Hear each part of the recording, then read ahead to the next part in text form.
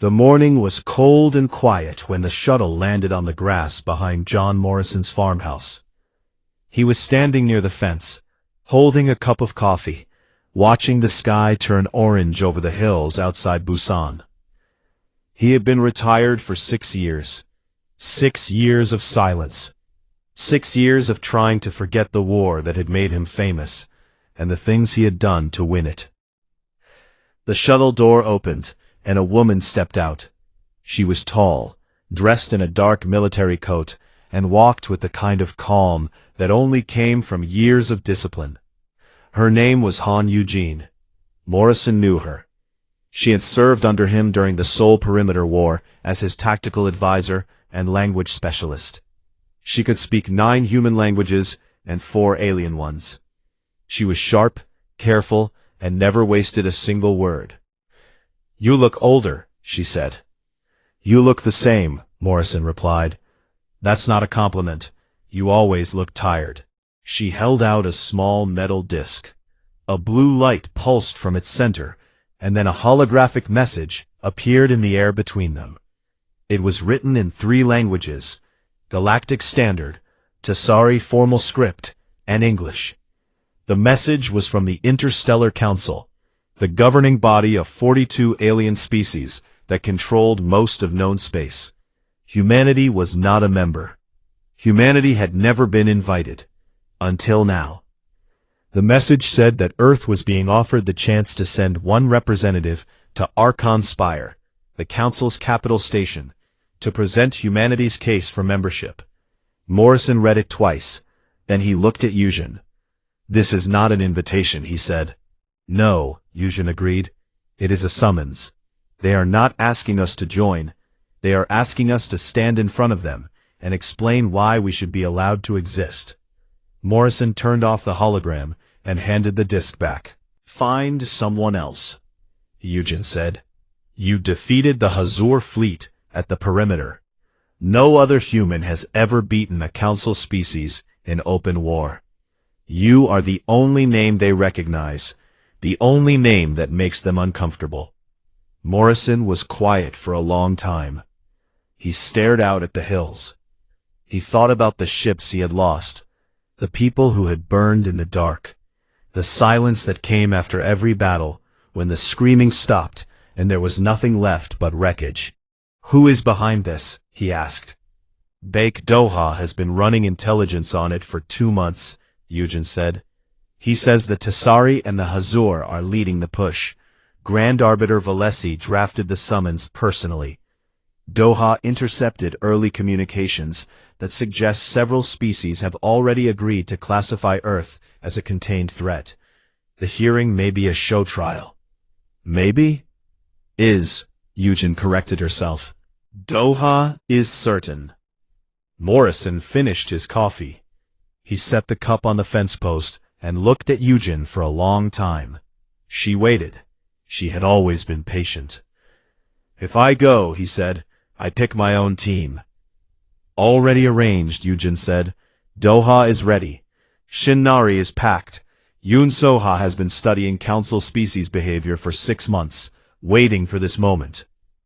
Morrison raised an eyebrow. "You were that sure I would say yes?" "No," Eugene said. "I was sure you would not be able to say no."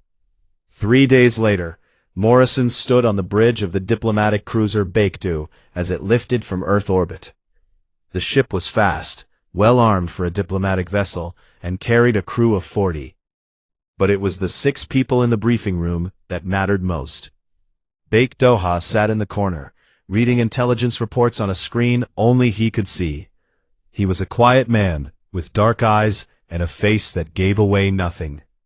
He had spent 15 years in military intelligence, and there was no one alive who was better at finding secrets. Shinnari was the youngest. She was 26 and handled all communications for the delegation. She was quick, bright, and believed that this mission could actually succeed. Morrison liked her optimism, even if he did not share it. Yoon Seha sat across from Morrison, reviewing biological and psychological profiles of every council species. She understood aliens better than most aliens understood themselves. She could read their emotions, predict their reactions, and find the cracks in their confidence. And somewhere in the fleet staging area near the neutral line, Commander Quan Tejo waited aboard the warship Hala, with 200 ships at his back. Morrison had not told the others about Tejo yet. That was a card he was keeping for later. Eugen stood at the display table and pulled up a star map of Council space. 42 species, thousands of worlds. An alliance older than human civilization itself. She pointed to Archon Spire at the center.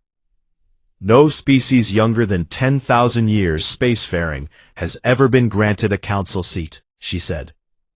Humanity has been in space for 200 years. By their standards, we are children.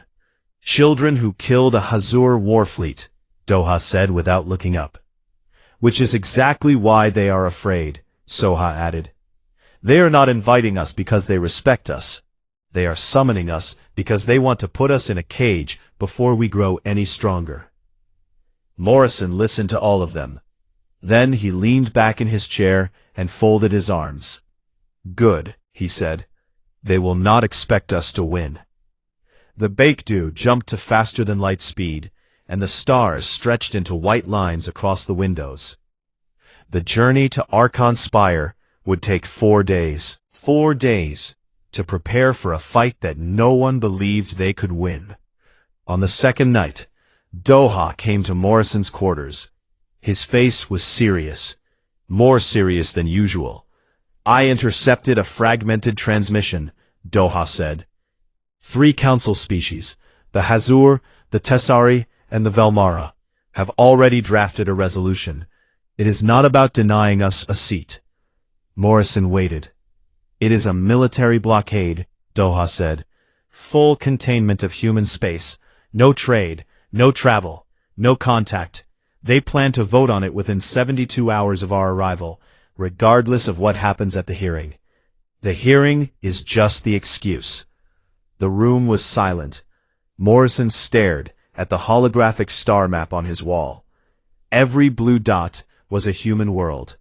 Every blue dot was a target. Then we do not play their game, Morrison said quietly. We flip the board. Doha nodded and left. Morrison sat alone in the dark, staring at those blue dots, and began to plan. Archon Spire was the largest structure Morrison had ever seen. It hung in space like a city made of glass and metal, spinning slowly at the heart of the galaxy. Thousands of ships moved around it, like insects around a lantern. Light pulsed from its surface, in patterns that Morrison guessed were meant to be beautiful. But to him, it just looked like a warning. The Baekdu docked at a lower port, far from the grand entrances reserved for council members. A small group of Tessari officials met them at the airlock. They were tall, pale-skinned beings with 4 arms and eyes that never seemed to blink. They spoke in Galactic Standard, and their words were polite, but their tone was not. You will be escorted to your assigned quarters, the lead official said. The first session begins in 12 hours. You will not carry weapons. You will not access restricted areas. You will not attempt to communicate with Earth during the proceedings. That last one is new, Eugen whispered to Morrison. No, Morrison whispered back. That one is the whole point. They were led through narrow corridors to a section of the station that was cold and poorly lit. The quarters were small, clearly designed for comfort of species much smaller than humans. It was deliberate. Everything here was deliberate. The message was simple. You are small, you are unwelcome, and you do not belong. Morrison gathered his team as soon as they were alone. Seha spoke first. I have been watching every species we passed on the way here, she said. The officials, the guards, even the workers in the corridors. They are not looking at us with contempt. They are looking at us with fear. There is a difference. Contempt is relaxed. Fear is tight. These people are scared of us. That is worse, Eugen said. Much worse. Scared people do stupid things. Doha had already begun mapping the political landscape. He laid it out simply. The council had 4 major groups. The block of elders, led by the Tisari, the Velmara, and the Orathi, were the oldest and most powerful species. They saw themselves as the guardians of the galaxy, and viewed humanity as a wild animal that needed to be locked away. The Hazur Collective was openly hostile. Their war speaker, a massive armored being named Dranok, had publicly called humans the galaxy's newest plague. Then there were the unaligned, 12 smaller species who had no strong opinion, but would follow whoever seemed strongest. And finally, the Kelvani Dominion, represented by a delegate named Omira, who Doha described as politically careful, but privately unhappy with the elders' control. Omira is our only opening, Doha said, but she will not move unless she is sure it is safe. The first session began at exactly the scheduled time. The council chamber was enormous. A circular amphitheater with rising tiers of seats, each designed for a different species. 42 delegations looked down at the central platform where Morrison stood alone. The ceiling was open to the stars, and the light from a nearby nebula cast everything in a faint purple glow. It was designed to make the person at the center feel like nothing. Morrison had stood on battlefields covered in fire and blood. A fancy room did not impress him. Grand Arbiter Valesi opened the session. He was ancient, even by Tessari standards, and his voice carried the weight of someone who had never been questioned in his life. But he did not begin with a welcome.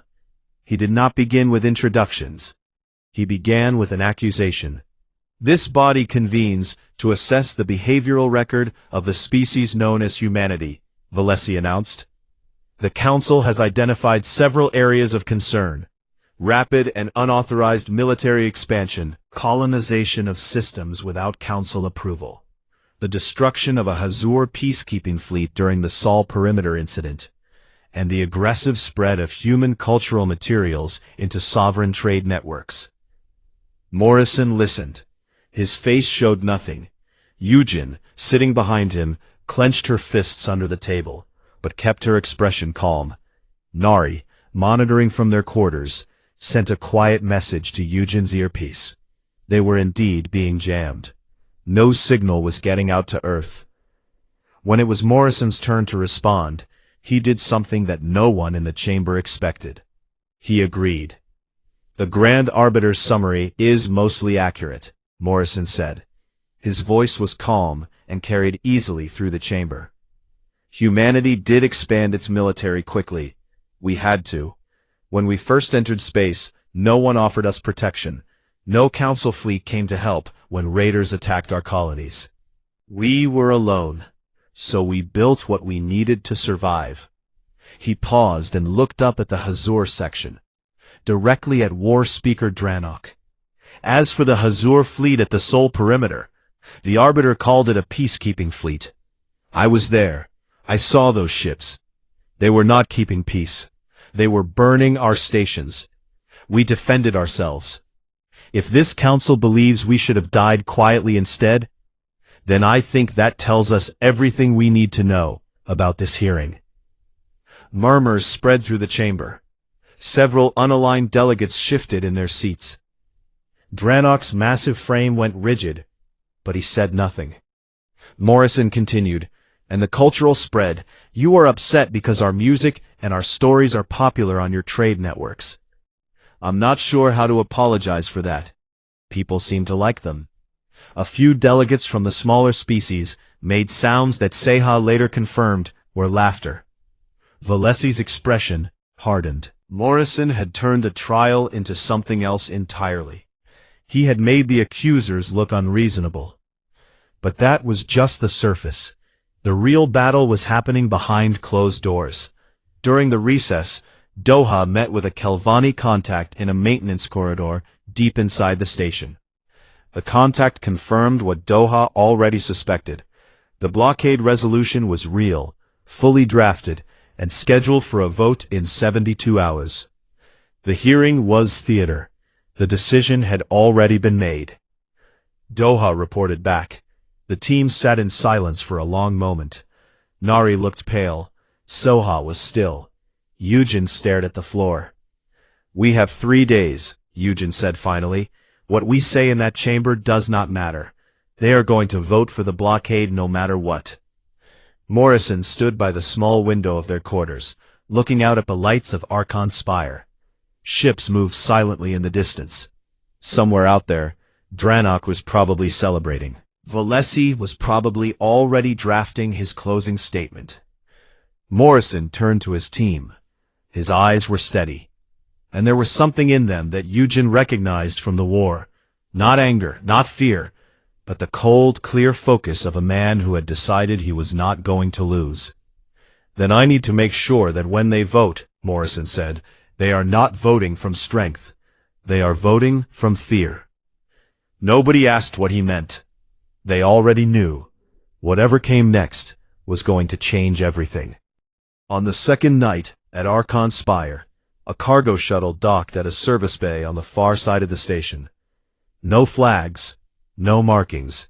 Inside was a man named Ryu Hajin, carrying 2 bags of equipment, and a grin that suggested he was enjoying himself far too much. Hajin was an engineer, but calling him just an engineer was like calling a hurricane just wind. He could build, break, hack, or rewire anything that ran on electricity or code. Morrison had used him during the war to crack Hazor encryption systems in the field. Now he needed him for something bigger. Nari met him at the bay and led him through maintenance tunnels to a junction room deep below the station's main levels. The room was cramped, full of cables and blinking lights, and it smelled like metal and ozone. Hajin looked around and smiled like he had just walked into a toy store. "This is a secondary data node," Nari explained. "It connects to the station's main archive.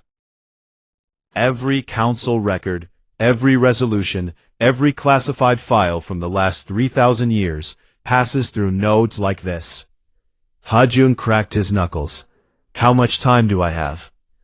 "A few hours at most," Nari said. "If they detect us, we are finished." Hajun nodded and got to work. His fingers moved fast, connecting devices, running quiet programs that slipped into the station's systems like water through cracks. Nari watched the corridor and monitored for security sweeps. Her heart was beating hard, but her hands were steady. It took Hajun 4 hours. When he was done, he leaned back against the wall and let out a long breath. "You need to see this," he said. Nari looked at his screen. The files were enormous. Centuries of buried records, hidden behind layers of encryption that the council clearly believed no one would ever break. Hajun had pulled out 4 things that mattered most. The first was a record showing that the Tesserae had secretly destroyed an entire civilization 800 years ago. The species had not yet developed space travel. They were no threat to anyone. But the Tesserae determined that they would become a rival in the future. So they wiped them out. Every man, woman, and child. The council had known. The council had helped cover it up. The second was a list of 14 separate violations of the council's own demilitarization treaties by the Hazur Collective. 14 times they had built weapons or moved fleets into restricted zones. 14 times the council had looked the other way. The third was evidence that the Velmara had been trading in banned neural slave technology, devices that could control the minds of living beings. They had been doing it for over a century, selling to species outside council space. And the fourth was the most important of all. It was the council's original founding charter. The real one. Not the version that was publicly available, but the original document that had been quietly amended over the centuries. And in that original charter was a clause that had been removed. A clause that guaranteed any spacefaring species the automatic right to petition for council membership. It was not optional. It was not conditional. It was a right, and the council had erased it. Nari stared at the screen. Her mouth was dry. "They broke their own rules," she whispered.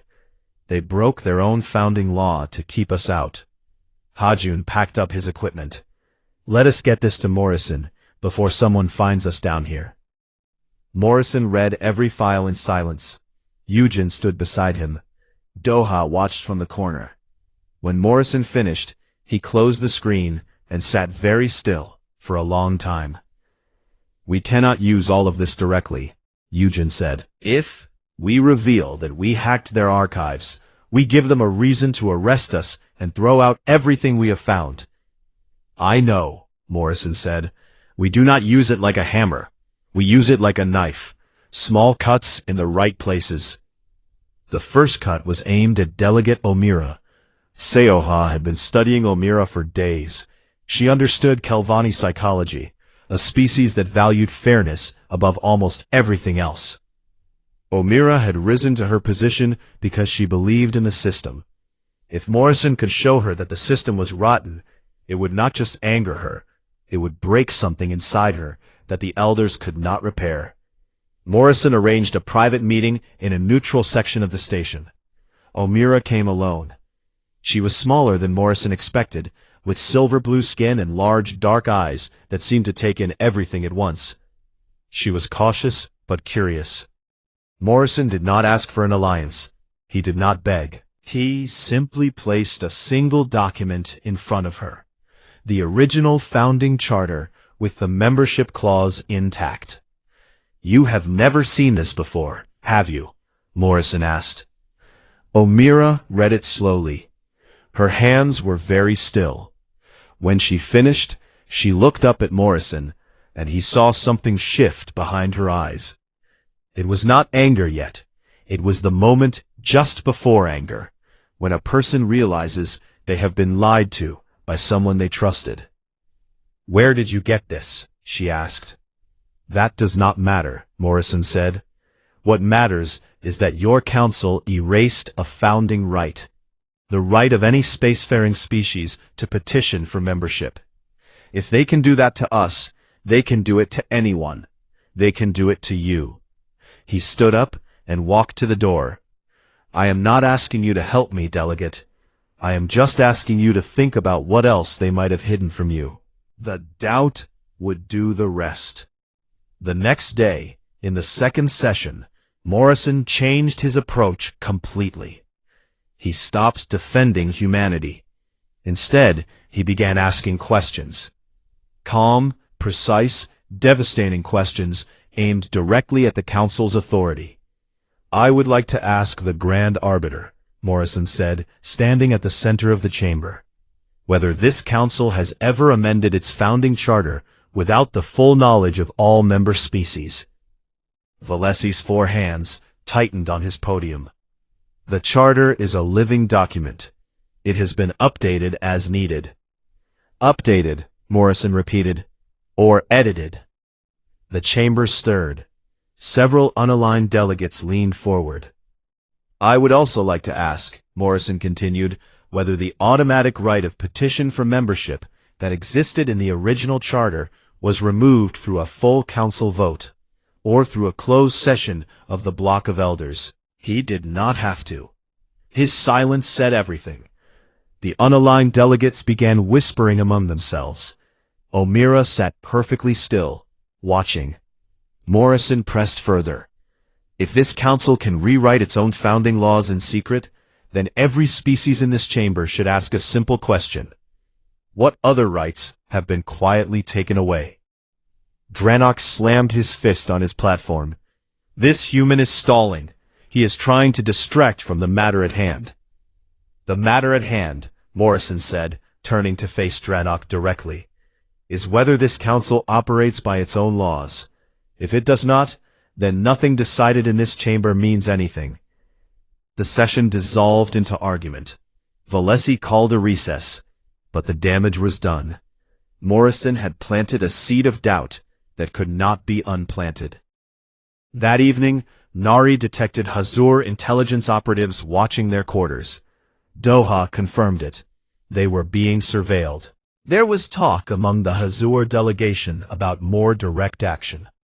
Doha did not use the word assassination, but everyone in the room understood what he meant. We should leave, Nari said. Her voice was tight. No, Morrison said. If we run, we prove everything they have said about us. We are wild. We are scared. We do not belong here. He looked at each of them. We stay. Late that night, after the others had gone to their rooms, Morrison sat alone with a small communication device that Hajan had built. It was designed to punch through the station's jamming field for exactly 3 seconds, long enough to send a short coded message. Morrison typed 3 words. Begin Operation Sunrise. He pressed send. The device sparked, smoked, and died. But the message had gone through. Somewhere beyond the neutral line, Commander Quan Teho received those 3 words aboard the warship Hala. Then he turned to his bridge crew and gave the order. All ships, move to Phase 1 positions. We are going to Archon. 200 warships began to move through the dark. The morning of the 4th day was the quietest Morrison had ever experienced on Archon Spire. The corridors were nearly empty. Every delegation had retreated behind closed doors. The station felt like a place holding its breath.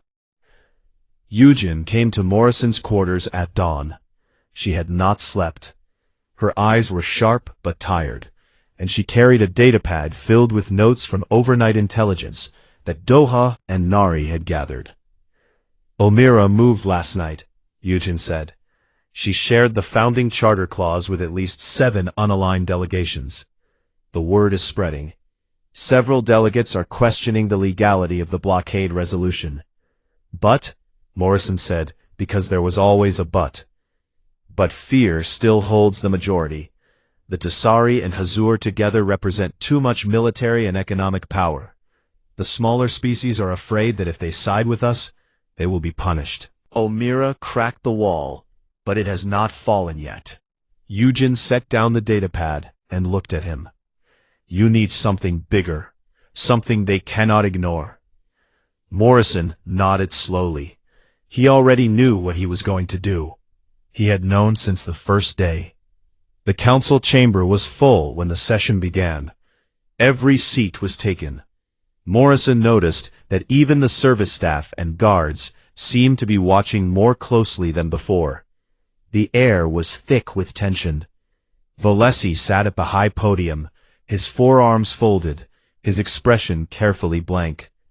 Dranok was present in full ceremonial armor, which Seha had told Morrison was a Hazur signal of aggressive intent. Valesi announced that Morrison would be given a final 10-minute statement before the council proceeded to vote. He did not say what the vote was about. He did not need to. Everyone in the room knew. Morrison stood at the center platform. He looked up at the rising tiers of alien faces. 42 species. Some of them had been traveling between stars before humans had learned to build houses of stone. Some of them had seen empires rise and fall like seasons. And all of them were looking at him like he was something small and temporary. He did not raise his voice. He spoke calmly and clearly, and his words carried through the silence like stones dropped into still water. I am not going to ask this council for permission to exist, Morrison began. Humanity did not come here to beg. We came here because we were summoned, and we came because we believed, perhaps foolishly, that this council still operated on the principles it was built on. He paused. But I have learned something in the last 4 days. This council does not operate on principles, it operates on power. And the species that hold the most power have quietly rewritten the rules to make sure they keep it. Morrison continued.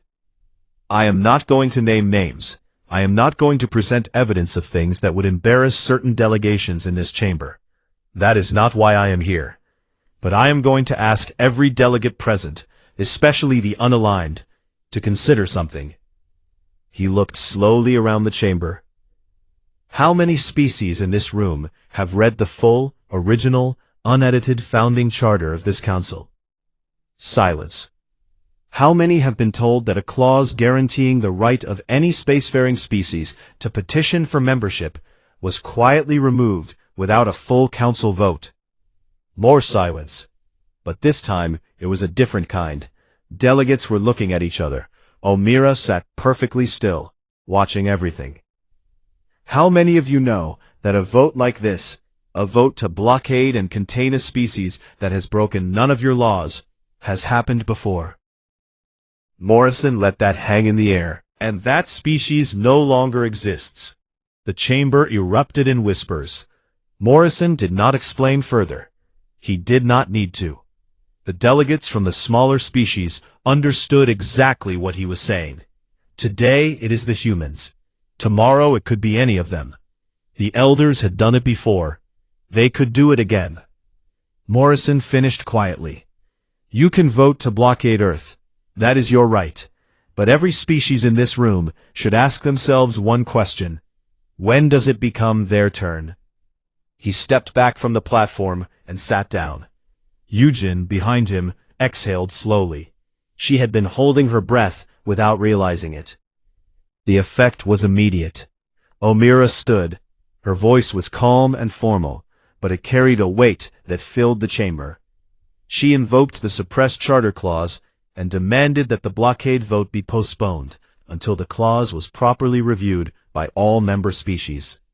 7 unaligned delegations immediately supported her motion.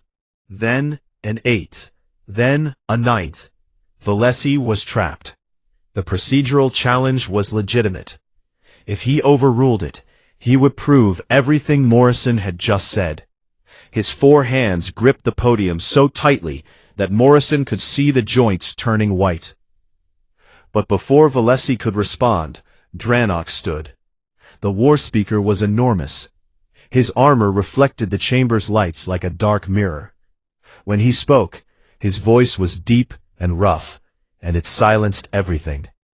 This council has shown weakness for too long, Dranok said. If you will not act to protect the galaxy from this species, the Hazur Collective will act alone. He pressed a control on his gauntlet, and the chamber's main display activated. It showed a tactical map of the space surrounding Archon Spire. A Hazur battle group, 40 warships, was positioned less than 2 hours away. They had been hiding in a nearby asteroid field. The Hazur fleet will secure galactic safety, Dranok declared, with or without this council's approval. The chamber froze. Delegates stared at the display. Some rose from their seats in alarm. Omira's face went hard. Valesi looked like a man watching his house burn down. Dranok had just threatened military action inside council space. It was close to a declaration of war against the council itself. Morrison did not flinch. He did not stand.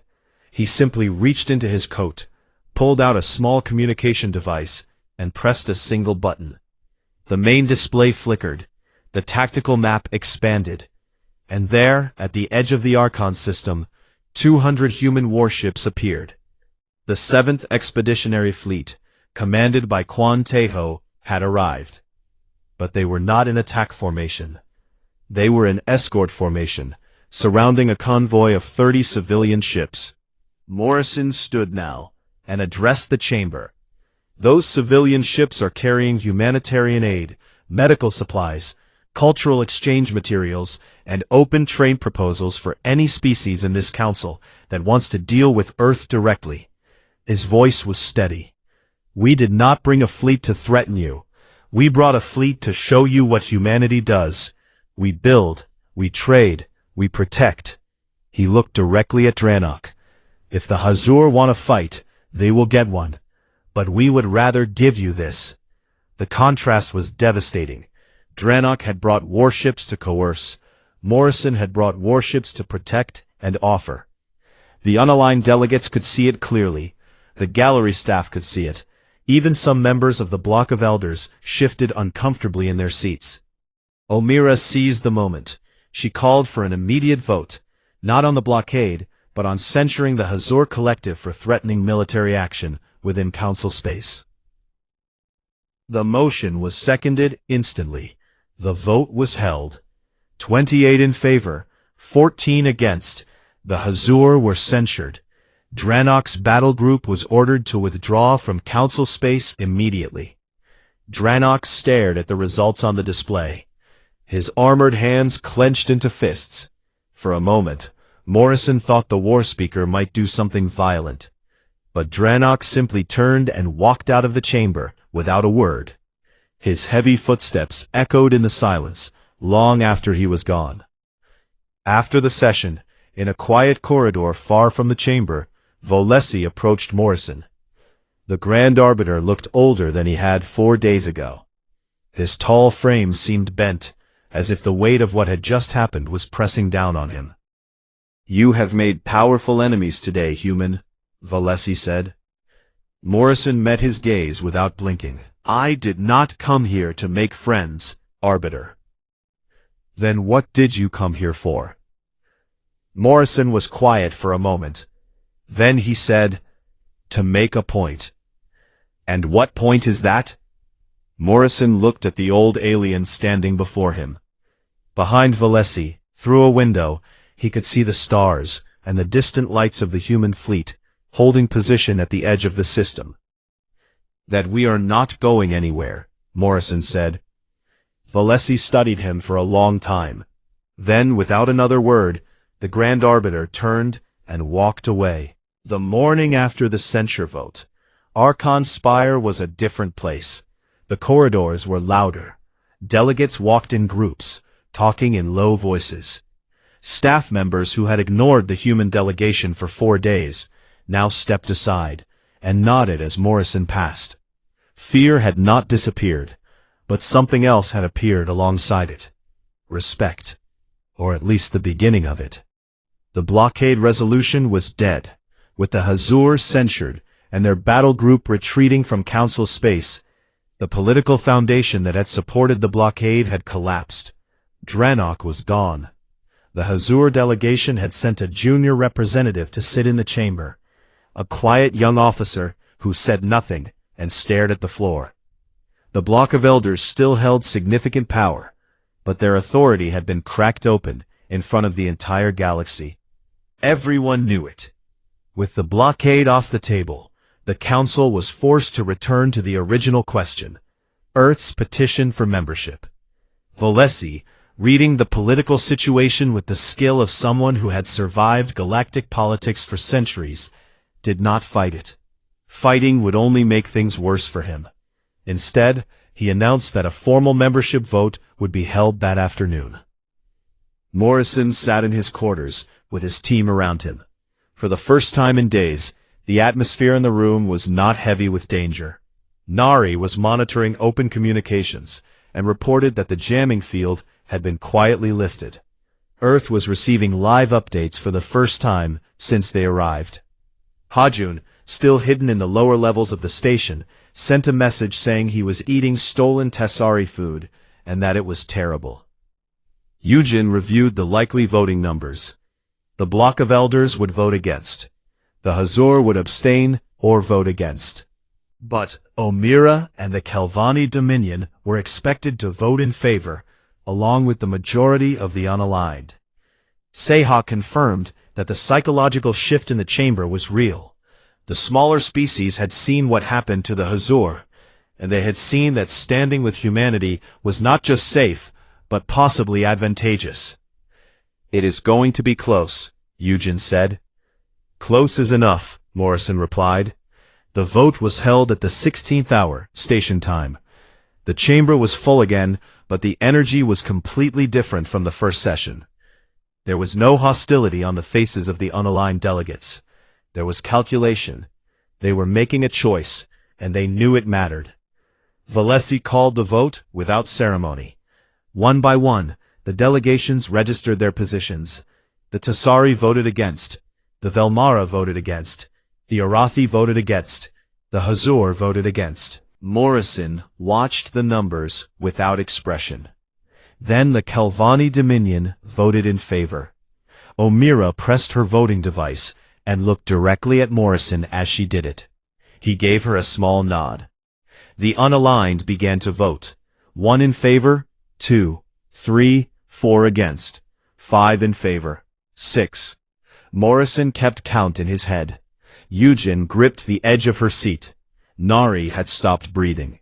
When the last vote was cast, Valesi read the result aloud. His voice was flat, carefully empty of emotion. 26 in favor, 16 against. Earth was granted provisional membership in the Interstellar Council. The chamber did not erupt in celebration. There was no applause. Aliens did not do things that way. But there was a shift. A collective exhalation, as if the galaxy had been holding something tight and had finally let it go. Eugen leaned close to Morrison. "We actually did it," she whispered. Morrison's face did not change. "No," he said quietly. "We just got through the door. The hard part starts now."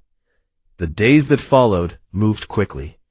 The Hazur Collective formally protested the censure and recalled their ambassador. Doha's intelligence network reported that the collective was fracturing internally. Younger Hazur officers were questioning the old leadership's hostility toward humanity. Dranok had been quietly removed from his position. No one knew where he had gone. Omira and the Kelvani Dominion moved fast. Within 2 days, she and Eugen had drafted the framework for a formal trade and cultural exchange agreement between Earth and the Kelvani, the first bilateral treaty between humanity and a council species. It covered technology sharing, joint scientific research, and open cultural exchange. When they signed it in a small ceremony on Archon's spire, Omira pulled Eugen aside. "Is he the bravest man in the galaxy? Or the most insane?" Eugen smiled for the first time in days. "Why not both?" Omira made a sound that Eugen had learned was Kelvani laughter. It was a warm sound, and it felt like the beginning of something real. Meanwhile, Doha completed his final task. The evidence they had pulled from the station's archives, the Tessari atrocity, the Hazur violations, the Velmara slave technology, the altered charter, was carefully and anonymously distributed to independent galactic media networks. Doha used channels so layered and encrypted that the information could never be traced back to the human delegation. The scandal broke slowly, like a crack spreading through ice. First one network ran the story, then 5, then 50. The Tessari denied everything, but the documents were real and verifiable. The Velmara launched an internal investigation that everyone knew was designed to find no wrongdoing. The Council's reputation as a fair and just governing body, built over thousands of years, began to erode. Morrison never took credit. When Doha asked him why, Morrison shrugged. "Power is not about getting credit," he said.